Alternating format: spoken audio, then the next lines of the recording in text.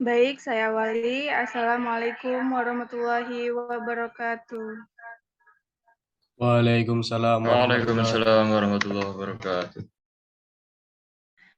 Perkenalkan, nama saya Rahmaidayati yang akan bertugas sebagai moderator untuk presentasi kali ini. Di sini kami akan menyampaikan materi yaitu analisis ekspor kakao Indonesia di pasar internasional. Adapun anggota kelompok saya yaitu Bintang Alia Triantoro, Amalina Maisya, Hafiz Indra Purbangga, dan Wahyu Muhammad Firly.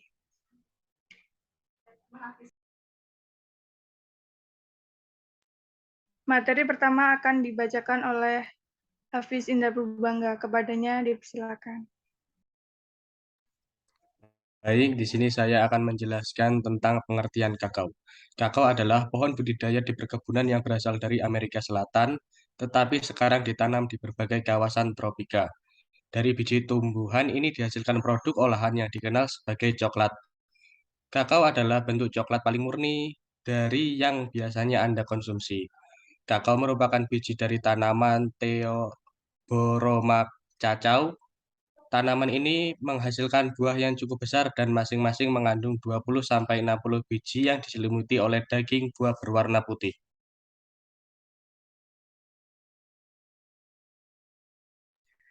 Kakao di Indonesia. Kakao merupakan salah satu komoditas utama yang menjadi unggulan sektor perkebunan untuk dipasarkan dalam perdagangan internasional. Dengan volume produksi terbesar kelima setelah kelapa sawit, kelapa karet, dan tebu menurut BPS tahun 2011, dan memberikan sumbangan devisa ketiga terbesar setelah kelapa sawit dan karet menurut Gionandi tahun 2007.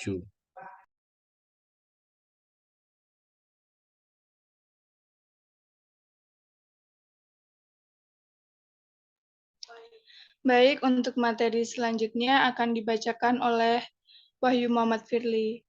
Kepadanya dipersilakan.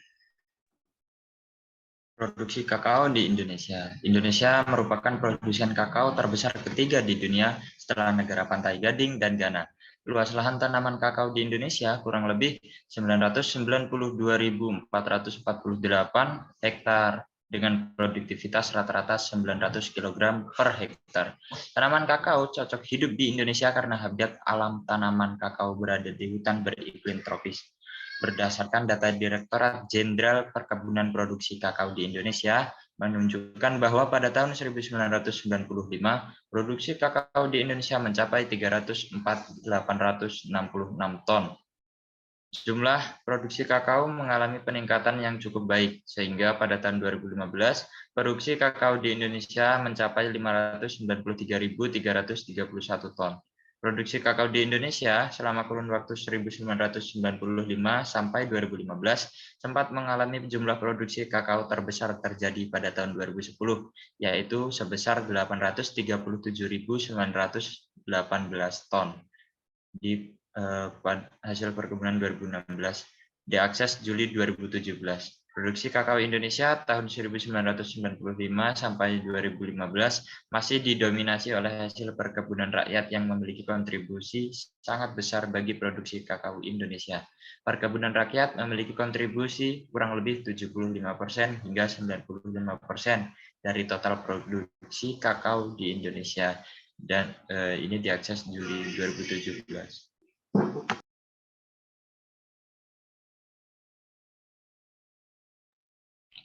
Baik, untuk materi selanjutnya akan dibacakan oleh Bintang Alia Triantoro. Kepada Bintang dipersilakan. Analisis daya saing kakao di Indonesia. Yang pertama, keunggulan komparatif biji kakao. Yang kedua, keunggulan komparatif kakao pasta. Yang ketiga, keunggulan komparatif kakao butter. Dan yang keempat, keunggulan komparatif kakao powder. Selanjutnya, korelasi daya saing antar negara eksportir kakao di dunia. Yang pertama, korelasi daya saing biji kakao. Yang kedua, korelasi daya saing kakao pasta. Yang ketiga, korelasi daya saing kakao butter. Dan yang terakhir, korelasi daya saing kakao powder.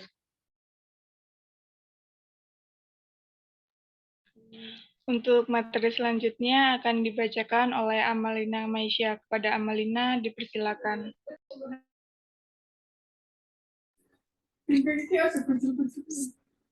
Implikasi marginal. Implikasi marginal dihasilkan dengan mempertimbangkan hasil analisis daya saing dan analisis korelasi daya saing keempat produk kakao.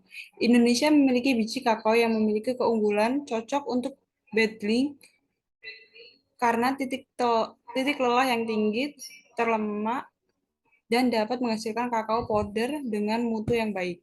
Hal ini menjadi peluang bagi Indonesia untuk dapat meningkatkan pangsa pasarannya di pasar internasional.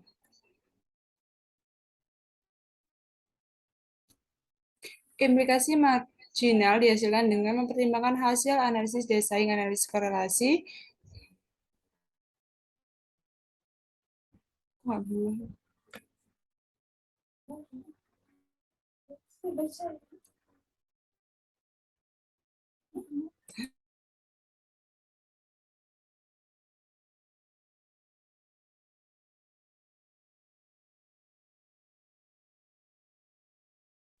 Slide-nya belum pindah.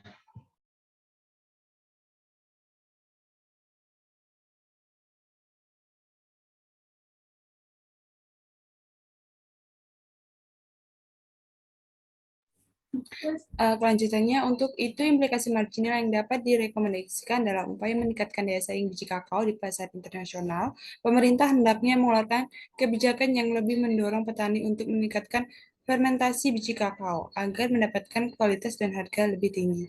Namun, dengan kecenderungan daya saing biji kakao yang menurun akibat implikasi biaya luar di masa mendatang, Indonesia perlu meningkatkan ekspor produk kakao olahan daripada biji kakao, sehingga dapat mengambil nilai tambah dari pengolahan produk kakao.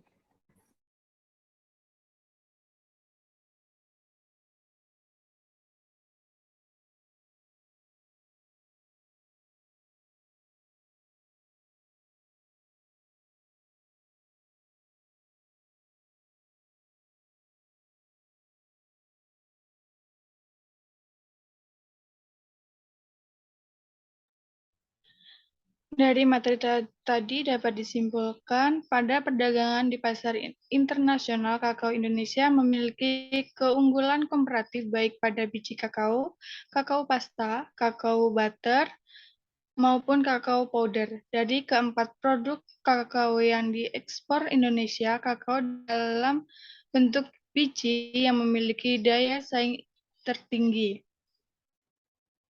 Sedangkan kakao butter memiliki daya saing terendah. Di sisi lain, kita memiliki daya saing internal untuk komoditas lain yang diekspor.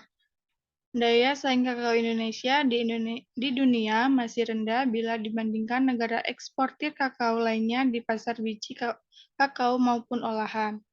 Terdapat hubungan yang cukup tinggi antara daya saing biji kakao Indonesia dengan Cina, dan daya saing kakao pasta Indonesia dengan Malaysia dan Belanda dalam perebutan pangsa pasar dunia. Hubungan tersebut semuanya positif dan ketiga negara eksportir tersebut merebutkan pasar yang sama dengan Indonesia di pasar kakao butter dan kakao powder. Indonesia tidak memiliki korelasi dengan negara eksportir lainnya.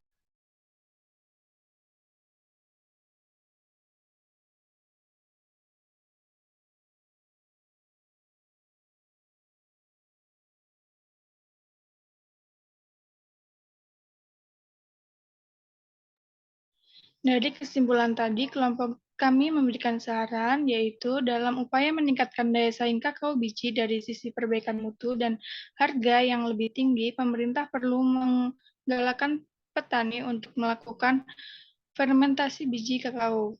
Industri hilir perlu dibangun untuk meningkatkan daya saing kakao olahan.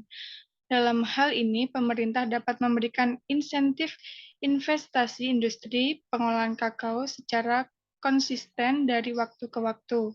Namun, untuk menjamin ketersediaan bahan baku kakao olahan, maka kestabilan produksi perlu dijaga dan meningkatkan mutu biji kakao. Di sisi lain, pedagang Indonesia perlu menciptakan hubungan kerja sama dengan mempromosikan kakao Indonesia di dunia internasional. Penelitian selanjutnya diharapkan dapat menganalisis daya saing kakao dengan membedakan jenis biji kakao. Jenis biji kakao tersebut yaitu biji kakao yang sudah fermentasi dan yang belum fermentasi. Di samping itu, menambahkan jenis kakao seperti kakao, sel, dan coklat.